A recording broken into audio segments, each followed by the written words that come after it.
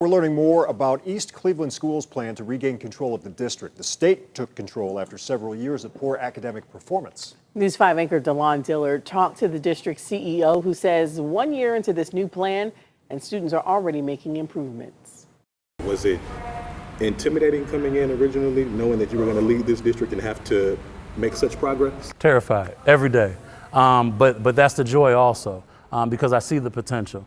And East Cleveland City Schools CEO Dr. Henry Pettiegrew says the district is building on that potential. The state took control of the district in 2018 after it received an F on its state report card 3 years in a row. Dr. Pettiegrew was then appointed by the state to turn the district around, and so far he says it's moving. There was protests and lawsuits about this very process. We've gone from a very contentious place to now a very peaceful place. We are thriving in these areas that you see on the scorecard. Our teachers, our administrators, our children, and our families are excited now. Last year, district leaders rolled out its academic improvement plan, measuring 20 metrics across all grade levels. It includes things like preschool early literacy, 6th through 8th grade GPA, and co-curriculars. The goal is to meet at least 11 of the metrics by the 24-25 school year for the state to give control back to the district.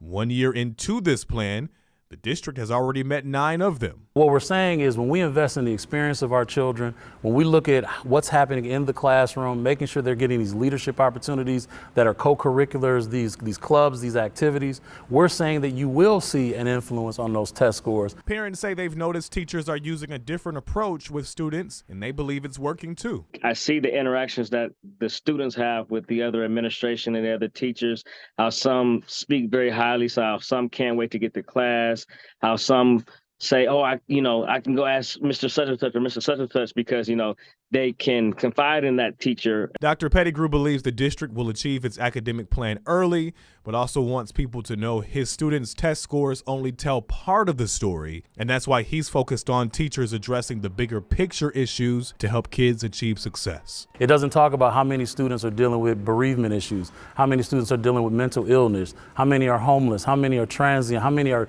dealing with things that they're growing up on grandma's couch. None of that's mentioned. It's just a static score. DeLon Dillard, News 5.